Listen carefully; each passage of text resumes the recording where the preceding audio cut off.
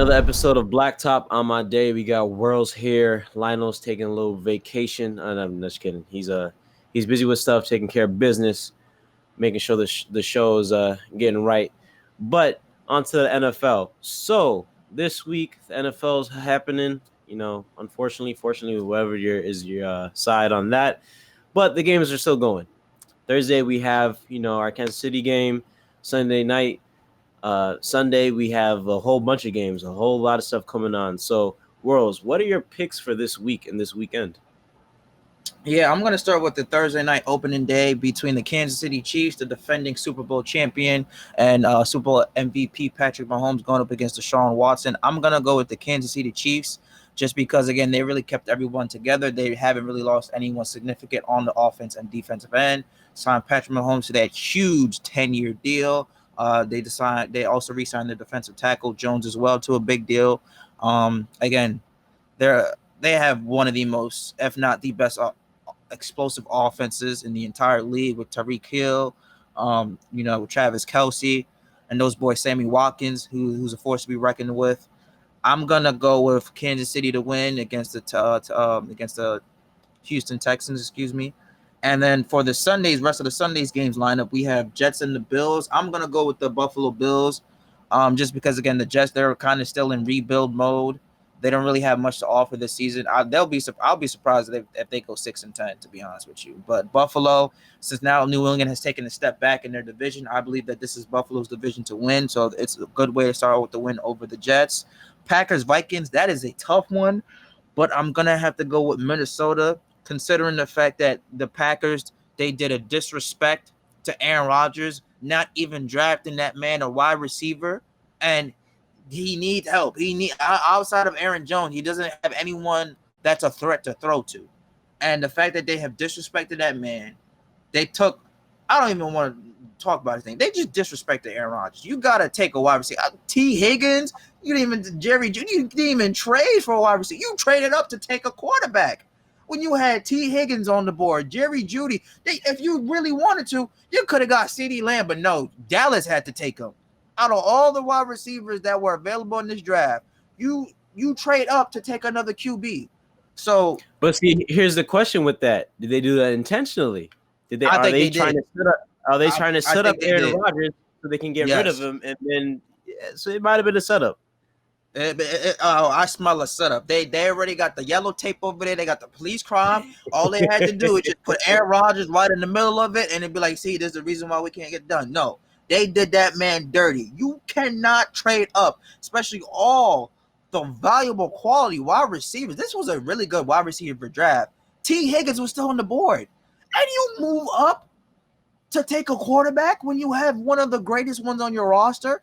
Granted, whatever you want to think about Aaron Rodgers, whether he doesn't get along with teammates, he doesn't talk to his fans, whatever, the man is still a great QB, and he had nobody, a real threat outside of Aaron Jones to throw to. That's just a disrespect.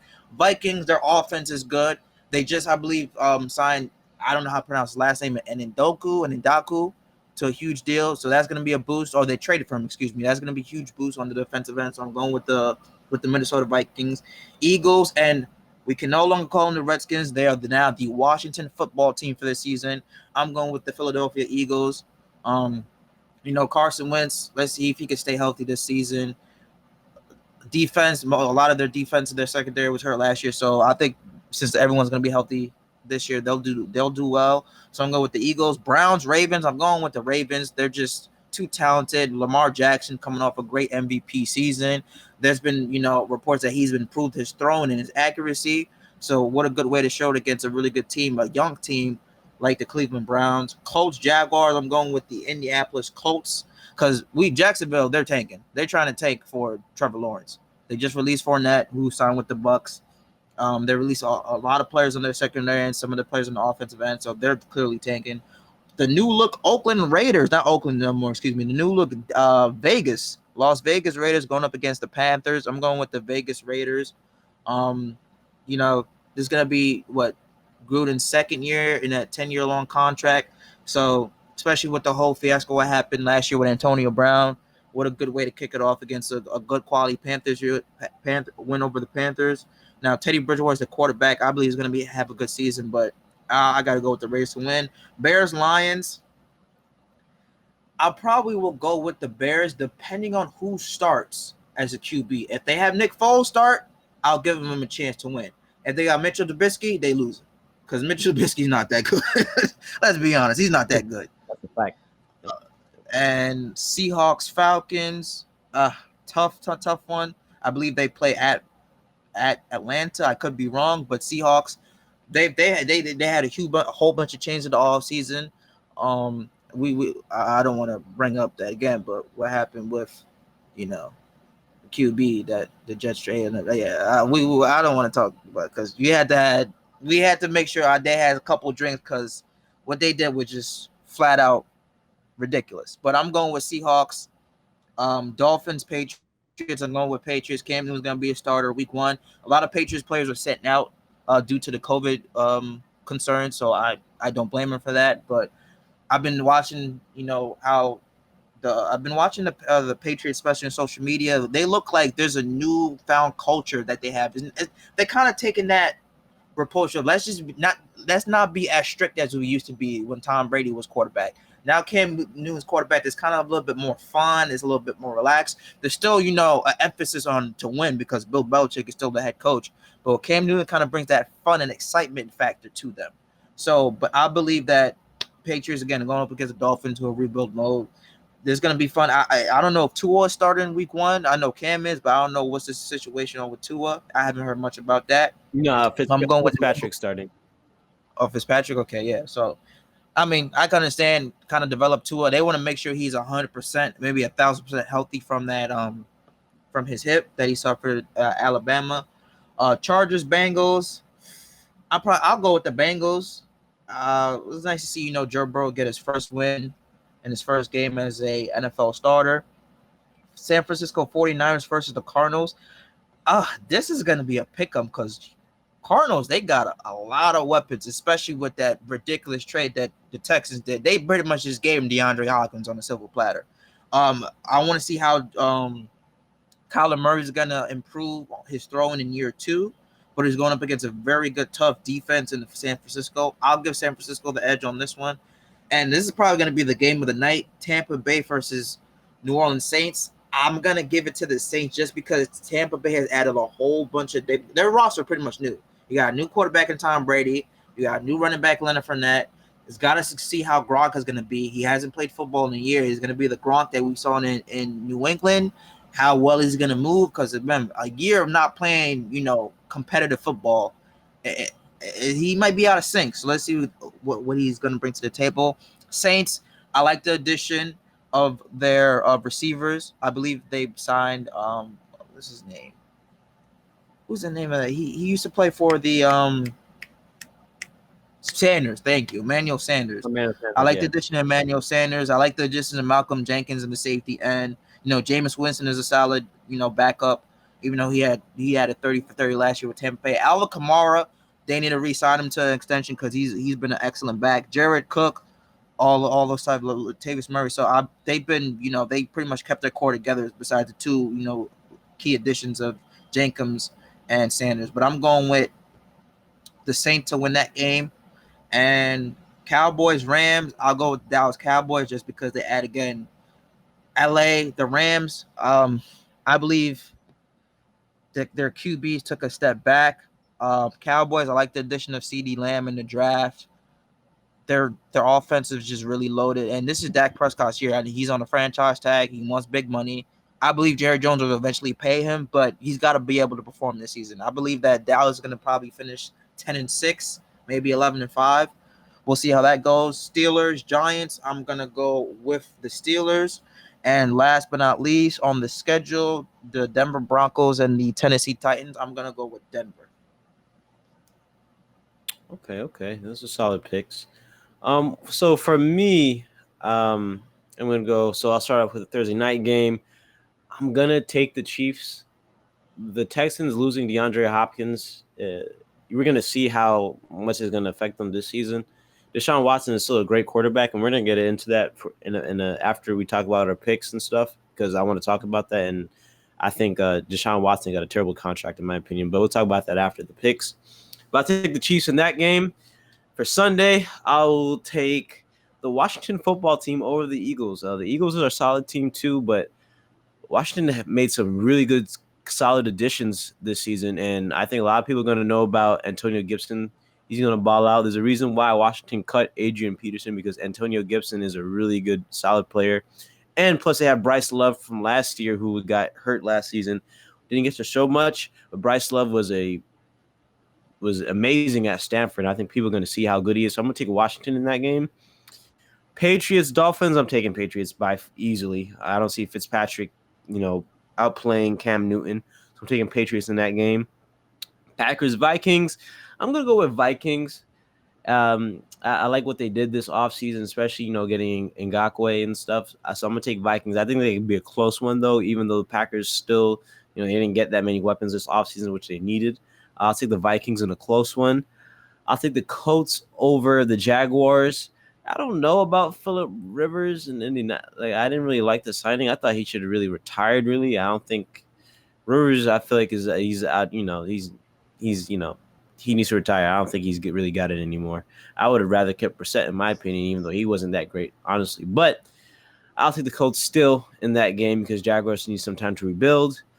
I will take the Lions over the Bears. I will take the Panthers over the Raiders. I think a lot of people are going to see how good Matt Rule is. He's one of my favorite coaching candidates in history because I just love what he did with Temple. I love what he did with Baylor, especially with Baylor having all those, those scandals and that terrible history. And Matt Rule was able to change the culture, and he changed the culture at Temple. And I wanted him so badly for the Jets 2 years ago, but we got freaking Adam Gase instead.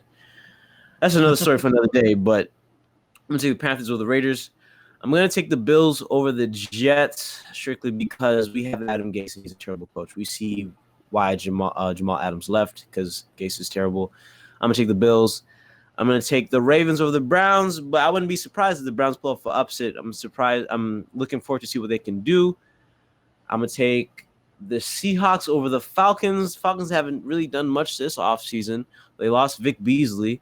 And I don't see him doing much. So I'm going to take the Seahawks in that game. I'm going to take that Chargers and Bengals game is going to be a good one, I think, because we get to see Tyrod Taylor versus Joe Burrow. And who I'm going to take the Bengals because the Chargers lost Melvin Gordon. I don't know how they're going to, bounce back after taking that loss because Melvin Gordon, he gets hurt a lot, but he's a very good running back. So I think it's going to be a huge loss for him. So I'm going to take the Bengals in that. I think Joe Burrow is going to have a great, his first, debut game. I'm going to take the Cardinals over the 49ers. I know that's tough, even though the 49ers were just made to the Super Bowl. I'm going to take the Cardinals over them. I'm going to take the Buccaneers over the Saints just because you can't bet against Tom Brady, especially when he has weapons now. He has he has Mike Evans, Chris Godwin. Even if Gronk isn't the player he is, he has O.J. Howard. He has all those running backs. I'm thinking I think they're going to cut LaShawn McCoy, though. I think they're going to release him. I think he might be on out soon. Even if they do, they have a very solid running back group regardless. They have Fournette, who's definitely not going to be their every down back. They still have a solid rotation behind that. So I'm still taking the Bucs. I'm going to take I don't like that Cowboys and Rams game. I think it's going to be an ugly one. I'm going to take the Rams. I don't really like that game that much because I'm not a fan of Jared Goff.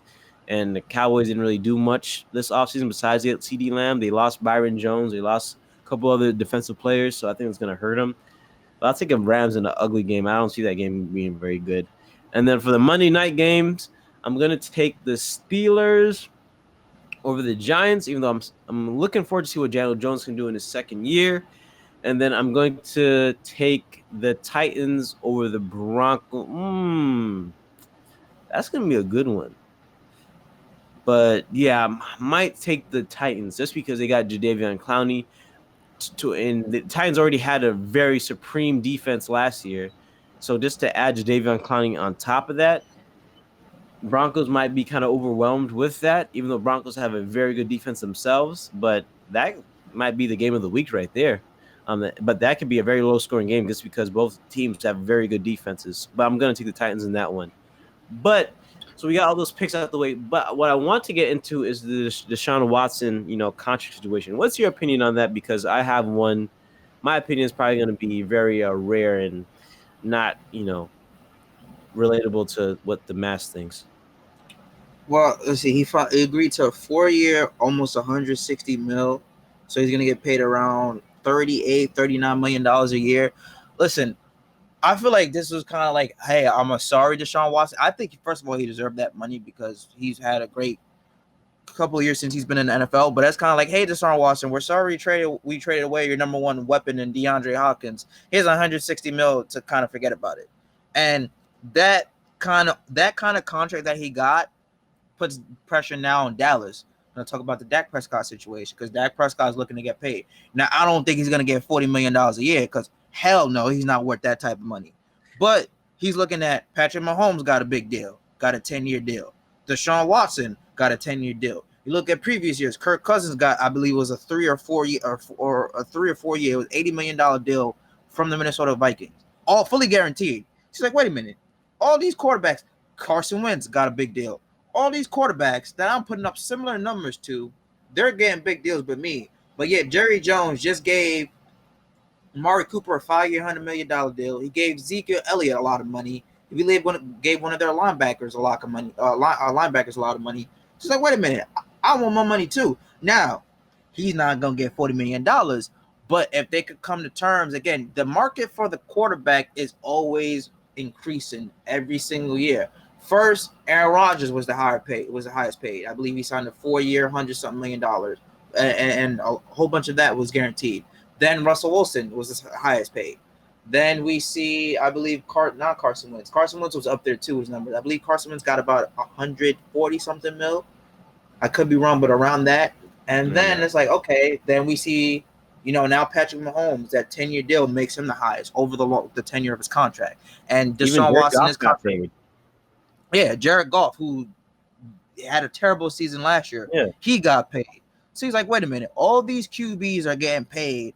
I'm not getting that. But you look at Watson's numbers. I mean, his first year, he had thrown about 1,700 yards, 19 touchdowns, 8 interceptions. Okay, that's his rookie year. That's not that bad. QBR 103.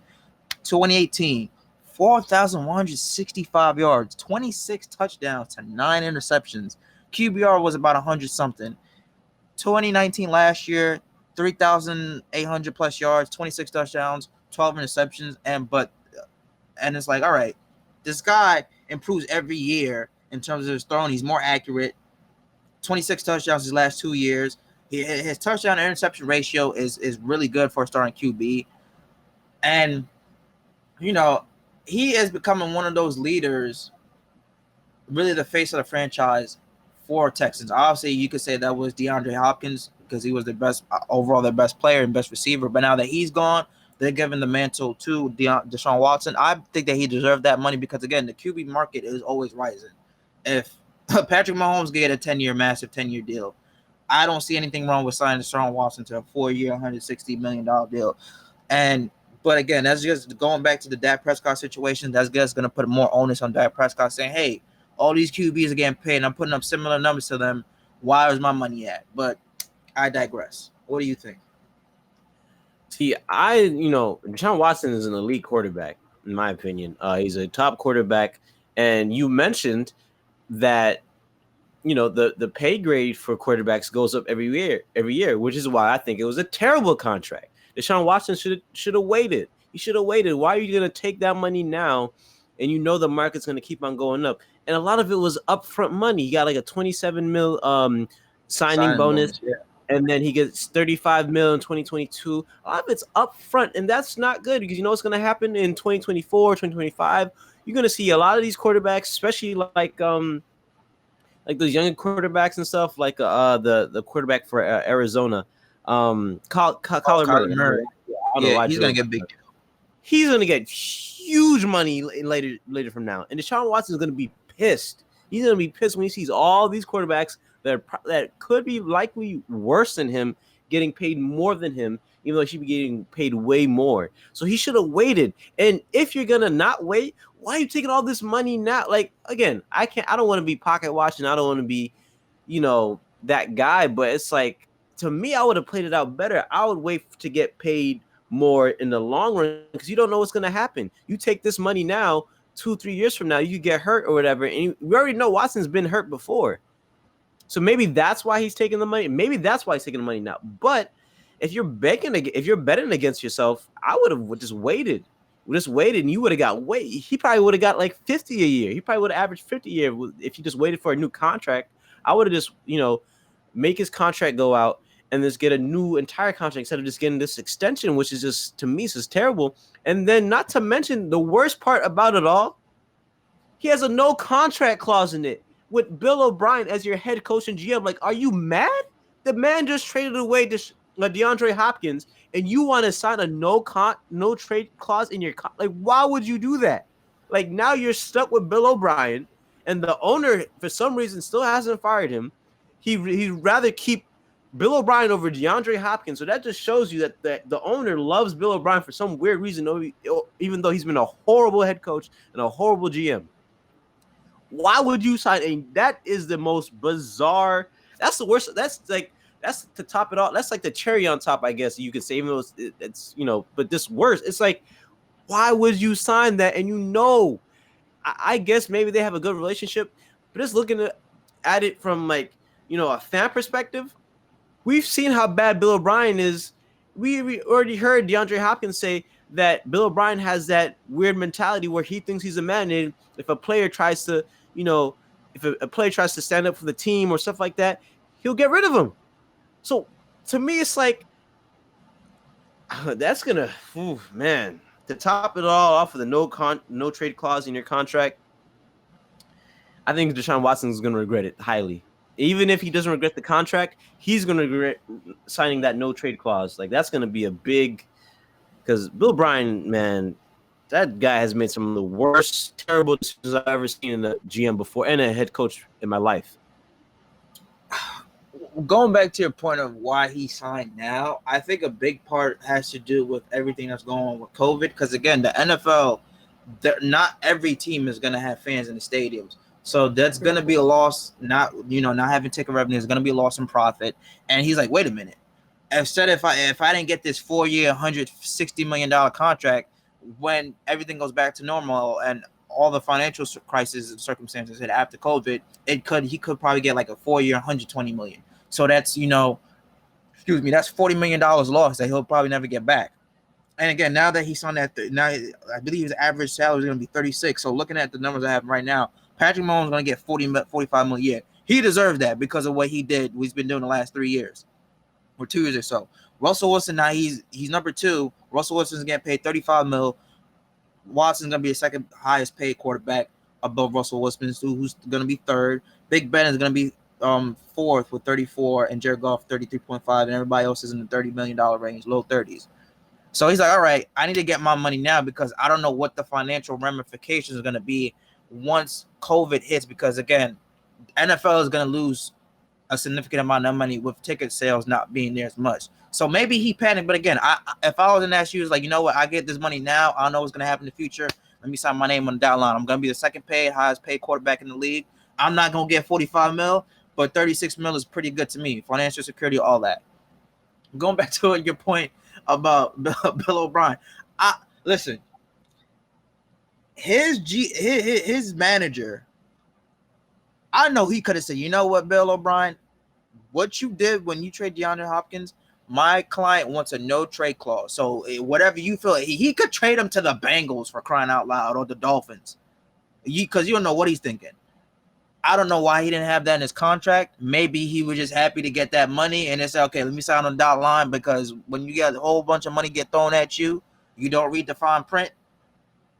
So that wasn't a good look on DeAndre. I want to say Deshaun Watson's part. It wasn't a good look on his managers, on his agent's part, because again, at the end of the day, you're supposed to be at the best interest of your player. And you seen what this man did, pretty much giving the Cardinals DeAndre Hopkins for free. It's like, dude, we gotta make sure you have a no trade clause, because he could ship you to Miami Dolphins the next day if you say something crazy to him. You know what I mean?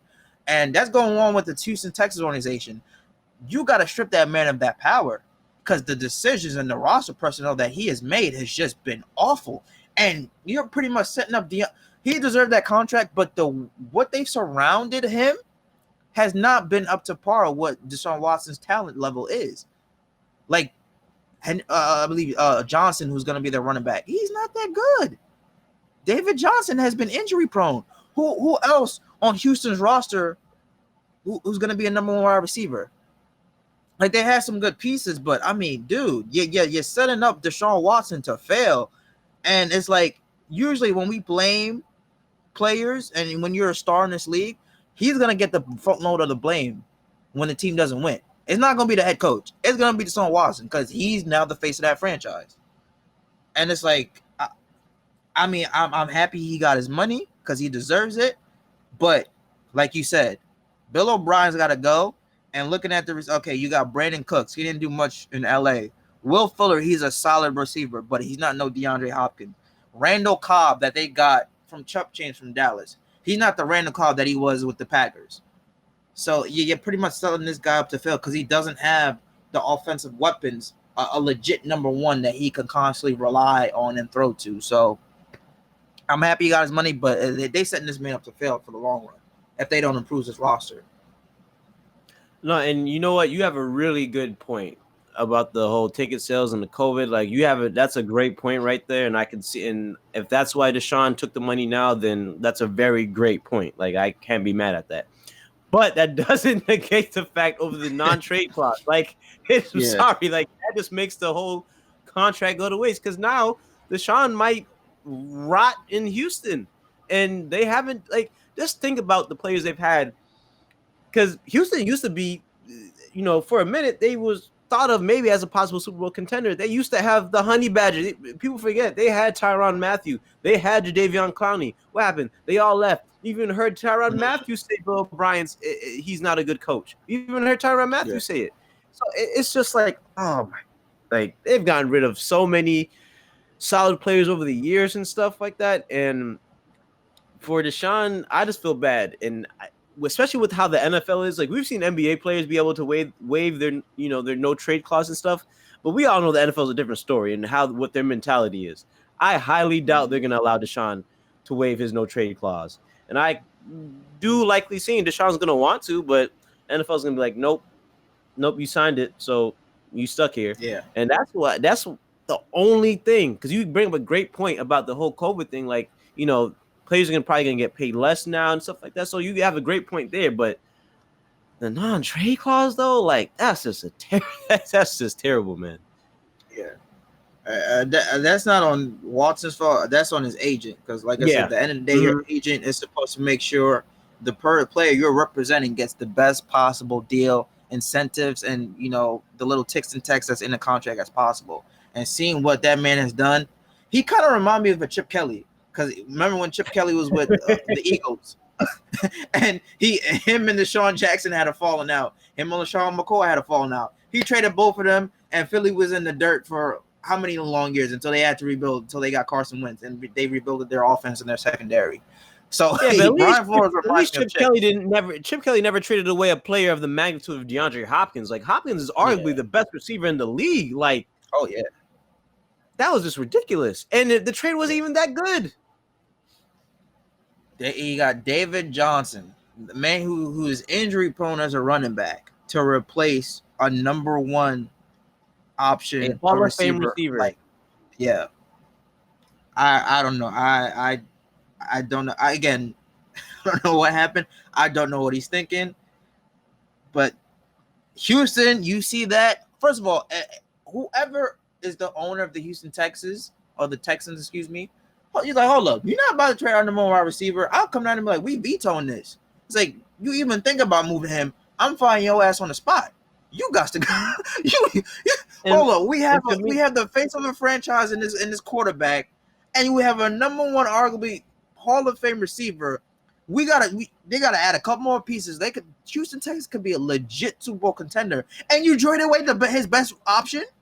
Like, what? It reminds me of the Knicks. It's like when the Knicks traded Porzingis, it shouldn't have gotten to the point. Phil Jackson should have been fired. It should have never been to the point where, we're going to trade Porzingis we're gonna choose Porzingis over Steve Mills and those guys. Like, no, they should have all got fired if they're even considering trading Porzingis. So this is reeks of that. It just reminds me of that. Like, if you even think of trading, like, you can make the debate that it wouldn't have been as bad if they traded Deshaun Watson, because Deshaun Watson's been hurt and stuff like that. He's still a great quarterback, but he's had injury issues, stuff like that. DeAndre Hopkins is reliable. He's had the best catch ratio in the league over the last couple of years. He's a big receiver, is fast, doesn't get injuries like that. Like, you can't really knack DeAndre. What can you say bad about DeAndre Hopkins? And he's been a great leader. And you trade your best player, your franchise player. And they didn't even get a number 1 receiver in return. Not even a number 2. They didn't even get 2 first-round picks back. Like, that's ridiculous. Yeah. That's insane.